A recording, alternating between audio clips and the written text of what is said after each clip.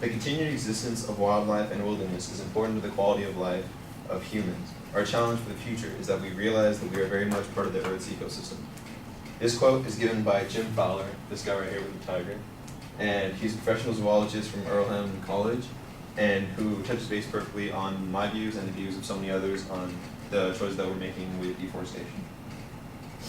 With deforestation, many new issues begin to rise, such as species extinction, the crippling of economies and countries, increase in global warming, and many more. For obvious reasons, this affects everyone who lives on the little blue planet we call home, and today I'm going to discuss with you the specific issues that are accelerating with their heavy deforestation.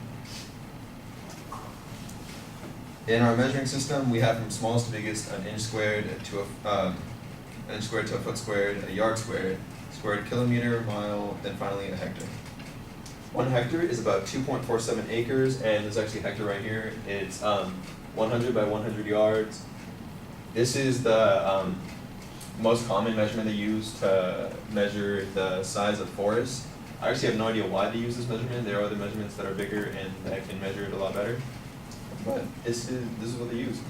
So we used to have 5.9 billion hectares originally, which is right here, the original cover before the pre-industrial era, which was roughly 1866. And from then to now, we have about less than 4 billion hectares. And you can really see the places that were affected most. And the places that were affected most are Russia, Brazil, Canada, and then us, the United States. And but leading continent-wise is Africa. Africa has already its western and eastern forests been decreased by 90%, which you can clearly see from here. There, except for right here, but that's more of the central forests. And according to Massachusetts Institute of Technology, an estimated 90% of the entire continent of Africa uses fuel wood for cooking, and the companies that cut them down provide no support for the indigenous that have no means of cooking their food or cleaning their water anymore. This impact, in the eyes of current climate change, brings new issues that the World Wildlife Organization says that deforestation is the second largest anthropogenic or human-caused source of carbon dioxide to the atmosphere, ranging between 6% to 17%, burning fossil fuels obviously being number one. Another issue is habitat loss, which has become the number one reason for species extinction worldwide due to the choices of some companies that have been pushed to every corner of the globe. This has prompted studies from the Wildlife Fund saying that we're losing 18.7 million acres of forest annually, equivalent to 27 soccer fields every minute.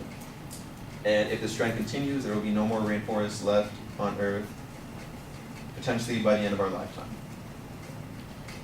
There are many benefits for saving our forests, some more hidden but just as prevalent, one being medical, where 25% of cancer-fighting medicines have been found in our rainforests and that have made great leaps for millions of cancer patients. I couldn't actually find a picture of it explaining this, but this is the cancer research of the United Kingdom, and the numbers you see up there, 1 and 4, 2 and 4, and 3 and 4, this was research done from the treatments that they made, and the treatments that they made, more than 50% of it was attributed to the indigenous plants they found in rainforests to help advance it. This also helps with future medical research, and the second benefit for our forest is it has a massive biodiversity that allows people in developing countries to use them as traditional medicines, especially for the 80% of them that rely on plants as their healthcare and research. For large medical companies as their economic revenue, which they can later on send to other parts of the world to advance other countries and pretty much help one another. Many argue that stopping deforestation will prevent economic growth and cut the jobs of those who cut them down, shit them, etc. But this is quite the opposite when billions upon billions of dollars have flowed into the world's economy due to prescription medication rising from the planet's largest biological diversity, says the Rainforest Trust. And this is only in the medical field. Tourism also brings money into developing countries, which is vital to stimulating their economy. On a more natural perspective, habitat diversification of an ecosystem is essential for our planet and is the third key benefit I will discuss with you. Each part provides equally to sustainability, providing predation, storing energy, providing food, regulating climate, and decomposition of essential material to recirculate it back into the environment. The third major cause of this global pandemic is agricultural expansion. And you can see from right here, the African elephant, he plays the role of providing water for other species, modifying the habitat, and dispersing seeds, which, as you guys can probably tell, is very vital to the rest of the ecosystem and the ecosystems around it. The three major causes of global deforestation are agricultural expansion, right here, livestock, ranching, right here, and logging. Agricultural expansion is the most significant driver of deforestation, and in tropical and subtropical countries, which you can clearly see here, large-scale and small-scale agriculture, which makes up about 40%.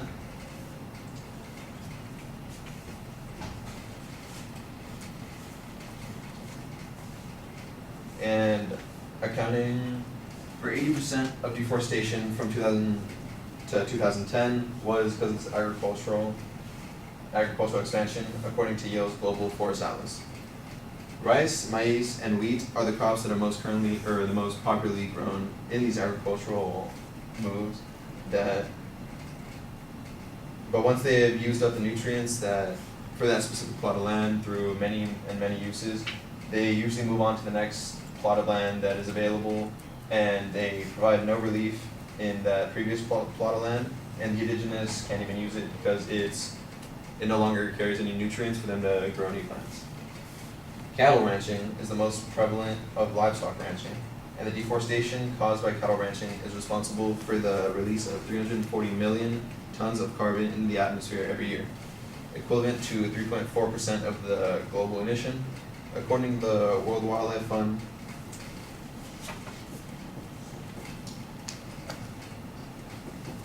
And then we have logging, which is very detrimental to a location because once it cuts down, it's not able to sustain what it once was able to, because it's taken out a portion of the wheel that keeps it going. And once that happens, if a place is cut down and it rains a lot, the topsoil, which is the most fertile soil and the most stable, it is pushed out into the ocean, and that is exactly what happened in Madagascar. And this is actually a Google image I pulled up a few days ago, and that's what it was in 2004. This is the topsoil running into the ocean, and Madagascar is very dependent on its shipping and how it gets its economy to keep on going. And the boats couldn't even get into the shipping docks because the topsoil was too thick for it to even move.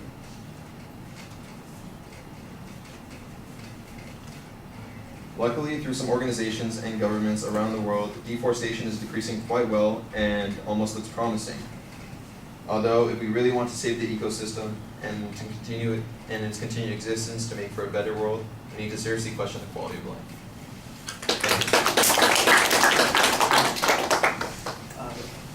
Thank you.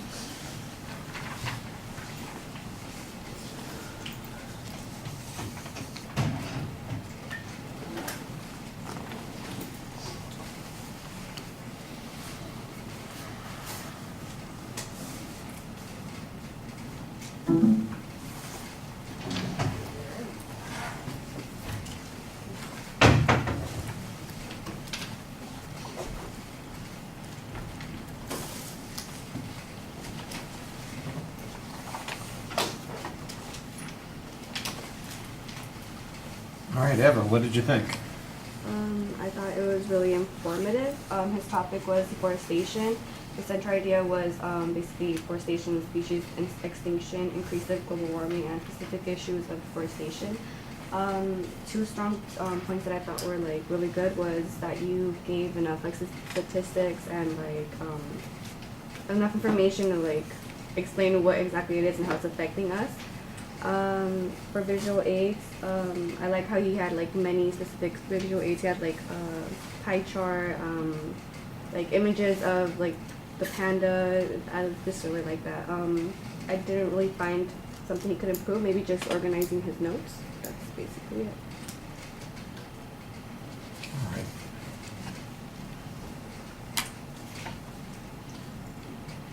I think you've got the contents and the visual materials here to make the speech work a lot more effectively than it does in your presentation, because there are just a couple of things that need to be fixed. She found more organization in it than I did. It felt to me like I was, wait, didn't we have covered this territory once or twice before?